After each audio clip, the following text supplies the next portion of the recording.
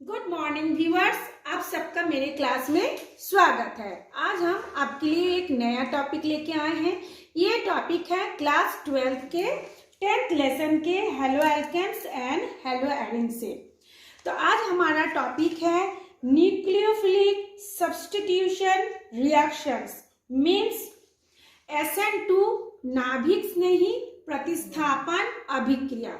आज हम पढ़ेंगे ये अभिक्रिया किसे कहते हैं और वो क्रिया विधि किस तरीके से होता है उसके बारे में। तो आप लोग ध्यान से सुनिए, हम शुरू करते हैं हमारा आज का पढ़ाई। ये जो नाभिक स्नेही प्रतिस्थापन अभिक्रिया है ये दो प्रकार से होता है। एक होता है द्विअणु और एक होता है एक अणु। द्विअणु को हम लोग क्या बोलेंगे कि बाई मॉलिक्यूलर। बाई माने द्व, मॉलिक्यूल माने अणु, तो बाई मॉलिक्यूलर और एक होता है मोनो मॉलिक्यूलर। क्लियर। तो SN2 एग्जाम में भी आता है, SN2 और SN1। तो एट फर्स्ट हम SN2 के साथ डिस्कस करेंगे।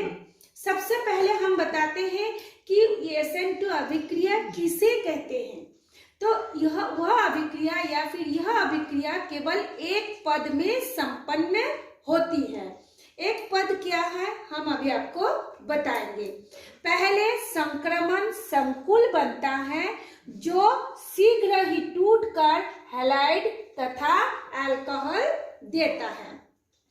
तो देखिए इसमें क्या है, ये एक क्या बोलते हैं, ये जो OH माइनस है ये है स्ट्रॉन्ग न्यूक्लियोफिलिक रिएजेंट, माने प्रबल नाभिक स्नेही रिएजेंट है, अभिकारक है ना। इसमें और भी आता है जैसे OH आ गया, NH2 हो गया, CN हो गया, ये सारे स्ट्रॉन्ग न्यूक्लियोफिलिक रिएजेंट हैं। अब हमने क्या बताया, ये अभिक्रिया एक पद में होता है, माने एक स्टेप में ही वो एक प्रोडक्ट से दूसरे प्रोडक्ट में बदल जाता है, एक ही स्टेप में। और इसमें कितना होता है, ये जो SN2 इसमें दो अणु भाग लेता है इस अभिक्रिया में। तो देखिए ये हो गया एक अणु जो हाइड्रोक्सिल आयन है और ये हो गया एल्किल हैलाइड, है ना।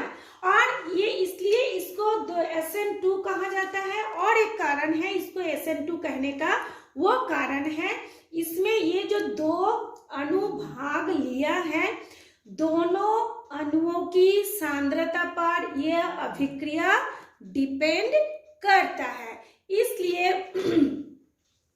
इसलिए SN2 नाभिक स्नेही प्रतिस्थापन कहलाता है। क्योंकि इसमें दो है इसलिए इसमें SN2 बताया गया है। फिर से मैं आपको रिपीट कर दे रही हूँ, यह अभिक्रिया केवल एक पद में संपन्न होता है। इसमें पहले संकुल बनता है जो जल्दी ही टूट करके हैलाइड तथा अल्कोहल देता है। इसमें दो अणु भाग लेता है और अभिक्रिया की दर दोनों अणुओं की सांद्रता पर निर्भर करता है। इसलिए इसे SN2 नाभिक स्नेही प्रतिस्थापन अभिक्रिया कहलाता है। इसमें देखिए OH स्ट्रॉन्ग न्यूक्लियोफिलिक रिएजेंट है, ये R का मतलब होता है एल्किल। कौन से alkyl, methyl, CH3 ethyl, C2H5 propyl, C3H8 है ना, C3H7 होता है। तो उनके साथ जब ये एल्किल ग्रुप जुड़ेगा तब हम उसको R से डिनोट करेंगे और जो हैलाइड होगा उसको हम लोग X से डिनोट करेंगे। तो ये पहले बहुत धीमी गति से होती है। धीमी गति से होने के बाद ये जो R है, R के साथ X एक तरफ जुड़ा रहता है और R के साथ दूसरी तरफ ये OH जुड़ जाता है, ठीक है। तो इसको कहा जाता है संक्रमण अवस्था। इसमें हैलाइड जो है अधिक ऋण विद्युतीय तत्व होने के कारण ये क्या करता है, इसके इलेक्ट्रॉन को अपनी ओर आकर्षित करके सेपरेट हो जाता है, यानी स्थायी रूप से बन जाना चाहता है। जिस कारण ये क्या होता है, इतना बनने के बाद यह बहुत तेजी से क्रिया करने लगता है और ये X जो है इलेक्ट्रॉन को ले करके, देखिए इसमें हमने नेगेटिव साइन लगाया, ऋणात्मक, इलेक्ट्रॉन को ले करके अलग हो जाता है और ये R जो है OH के साथ जुड़ करके अल्कोहल बनाता है। आप लोगों को पता होगा OH का होता है अल्कोहल, है ना। तो R क्या है, एल्किल, यानी आप मेथिल लेंगे तो मेथिल, एथिल लेंगे तो एथिल अल्कोहल होगा, मेथिल लेंगे तो मेथिल अल्कोहल, प्रोपिल लेंगे तो प्रोपिल अल्कोहल, तो ऐसे बनेगा। तो चलिए हम इसका अब एग्जाम्पल से समझते हैं। ये देखिए, ये है स्ट्रॉन्ग न्यूक्लियोफिलिक, यानी इसमें OH किस में मिलेगा आपको, NaOH, KOH, potassium hydroxide, sodium hydroxide में आपको OH मिलेगा। ये क्या करता है, ये जो एल्किल ग्रुप है इसके पीछे से सीधा कार्बन के नाभिक में जाके अटैक करता है। आप लोग जानते हैं नाभिक किसको कहते हैं, जो प्रोटॉन और न्यूट्रॉन से मिलकर बना होता है और इलेक्ट्रॉन उसके चारों ओर घूमते रहता है, चक्कर लगाते रहता है। तो ये जो OH रहता है ये बहुत स्ट्रॉन्ग होता है, बहुत शक्तिशाली होते हैं, इसलिए सीधा जाके ये कार्बन के नाभिक में जाके क्रिया करता है, इसलिए इसको कहा जाता है नाभिक स्नेही। और द्वि मतलब दो अणु इस क्रिया में भाग लेता है और दोनों अणुओं की सांद्रता पर यह क्रिया डिपेंड होता है।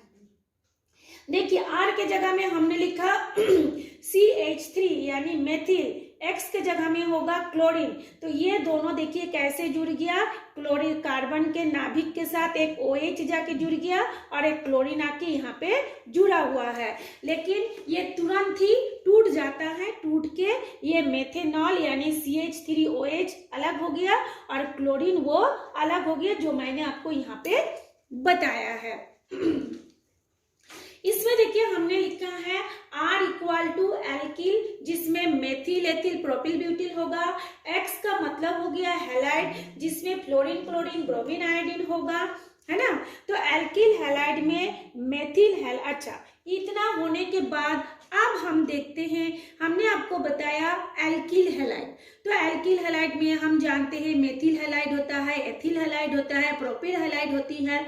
अब सवाल होता है किनके साथ अधिक शीघ्रता से SN2 रिएक्शंस होगा, ये क्वेश्चन भी आप लोगों का आता है। तो एल्किल हैलाइड में मेथिल हैलाइड के साथ SN2 का रिएक्शन बहुत शीघ्रता से होता है। अब सवाल होता है क्यों होता है, क्योंकि इसमें ओनली 3 हाइड्रोजन एटम है। देखिए ना 1 2 3 हाइड्रोजन एटम होते हैं, है ना। तो इसमें हाइड्रोजन की संख्या क्या हो गया, कम है। यदि हम इसी तरह से एथिल लेते हैं यानी C2H6 लेंगे, एथिल का सूत्र क्या होता है C2H6, इसमें देखिए हाइड्रोजन की संख्या बढ़ गई, यानी इसमें से अगर एथिल ग्रुप लेंगे तो C2H5 हो जाएगा, है ना। तो इसके कारण इसमें हाइड्रोजन की संख्या कम होने के कारण ये जो है अधिक शीघ्रता से SN2 रिएक्शंस देता है और इससे कम किसके देगा, सेकेंडरी एल्डिहाइड जिसमें 2 कार्बन होगा, उसके बाद टर्शियरी हैलाइड में होगा। इसलिए सबसे अधिक SN2 1 डिग्री यानी प्राथमिक अल्कोहल, द्वितीयक अल्कोहल और ये तृतीयक अल्कोहल में होगा, यानी ये मेथिल, ये एथिल और ये प्रोपिल या ब्यूटिल जैसे भी होगा, धीरे धीरे ऐसे करके वो घटते जाएगा। ये था हमारा SN2। अब SN1 जो होगा ठीक इसका ऑपोजिट होगा, जस्ट इट्स ऑपोजिट उसके साथ सिचुएशन होगा। कैसा सिचुएशन, जैसे इसमें 2 अणु भाग लिया था, इसमें केवल एक ही अणु भाग लेगा। देखिए इसमें सिर्फ RH था, इसमें भी RH है, लेकिन इसमें OH है, इसमें OH नहीं है। तो पहले ये भी क्या होता है, 2 चरणों में पूरा होता है। ये वाला क्या था, 1 चरणों में था, क्योंकि एक ही दोनों मिलकर के तुरंत एक दूसरा प्रोडक्ट बना दिया। लेकिन इसमें क्या होगा, एक प्रोडक्ट पहले टूटेगा, टूट के आयन बनाएगा, वो आयन फिर न्यूक्लियोफिलिक रिएजेंट के साथ जुड़ करके एक दूसरा प्रोडक्ट बनाएगा। इसलिए यह अभिक्रिया 2 चरणों में या 2 स्टेप में कंप्लीट होती है। तो देखिए ये है Rx, स्लो रिएक्शंस होगा, यानी पहले उसकी क्रिया बहुत धीमी गति से होगी। पहले ये दोनों आयन बनेगा, ये R पॉजिटिव आयन, X एक इलेक्ट्रॉन को लेके ये नेगेटिव आयन बन जाता है। इसको कहा जाता है कार्बोकैटायन।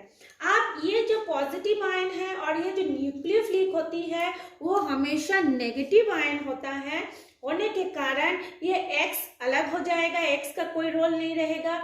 ये कार्बोकैटायन में R+ जो होता है न्यूक्लियोफिलिक रिएजेंट के साथ क्रिया करता है और ये जो रिएक्शंस होगा वेरी फर्स्ट होता है और ये R के साथ ये न्यूक्लियोफिलिक रिएजेंट जुड़ जाता है, जिसको कहा जाता है प्रतिस्थापी उत्पाद यानी सब्स्टिट्यूट प्रोडक्ट।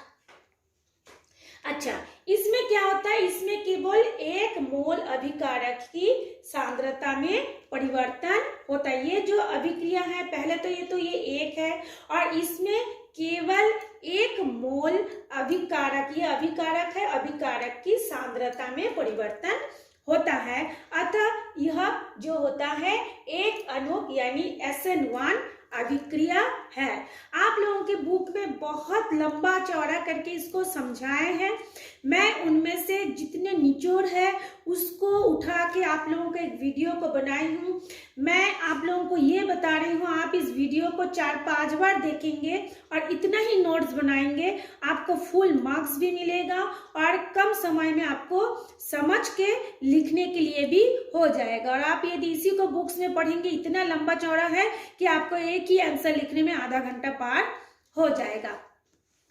तो चलिए अब हम इसको जो हमने बताया है इसका हम एग्जाम्पल से समझते हैं। इसमें देखिए हमने लिया था R, तो ये इस R के जगह में हमने लिए हैं CH3 यानी कितना है, एल्किल ग्रुप कितना है, 3 एल्किल ग्रुप है ना। कितने एल्किल ग्रुप है, 3 एल्किल ग्रुप है। और इसका जैसे यहाँ पे R के साथ X था उसी तरह से इसी में ब्रोमीन जुड़ा हुआ है। तो जुड़ा होने के कारण ये पे क्या हो जाएगा, इसका हम लोग कैसे बोलेंगे, ट्राइमेथिल या फिर हम लोग इसमें देखिए 1 2 3 और ये है का एक और यानी ब्यूटिल हो जाएगा, तृतीयक ब्यूटिल ब्रोमाइड है ना, तृतीयक ब्यूटिल ब्रोमाइड। अब हम बोलेंगे कि यहाँ पे तो 3 है तो ब्यूटिल कहाँ से आया, हम नीचे उसके बारे में भी थोड़ा एक्सप्लेन करेंगे। पहले उसका एग्जांपल से देख लेंगे। ये पहले स्लो रिएक्शंस होता है। ये देखिए ये कार्बोकैटायन बना यानी इस कार्बन पर पॉजिटिव चार्ज होगा और ये ब्रोमीन अलग से एक इलेक्ट्रॉन लेकर के अलग हो गया। फिर उसके बाद यह क्रिया बहुत तेजी से होगा और इसके साथ एक न्यूक्लियोफिलिक रिएजेंट जुड़ेगा जो बहुत तेजी से क्रिया करेगा। करने के बाद ये जो जिस हिस्से में ये ब्रोमीन जुड़ा हुआ था उस हिस्से में ये OH आके जुड़ जाता है, जिसके कारण इसका स्ट्रक्चर देखिए कैसे बना, ऐसे बन जाता है। पहले कैसे था, ऐसा, फिर कार्बोकैटायन बना, फिर कार्बोकैटायन में OH जुड़ा, इस ब्रोमीन के जगह को हटा के OH आ जाता है और ऐसे बन जाता है। आप देखते हैं इसका नाम क्या है, इसका नाम है तृतीयक ब्यूटिल अल्कोहल। OH है तो अल्कोहल। अब इसको हम देखते हैं क्रियाशीलता की क्रम कैसा है, माने कौन सबसे अधिक क्रियाशील होगा और कौन सबसे कम क्रियाशील होगा। इसमें जो तृतीयक ब्यूटिल अल्कोहल होगा वो सबसे अधिक होगा, फिर द्वितीयक होगा, फिर प्राथमिक होगा।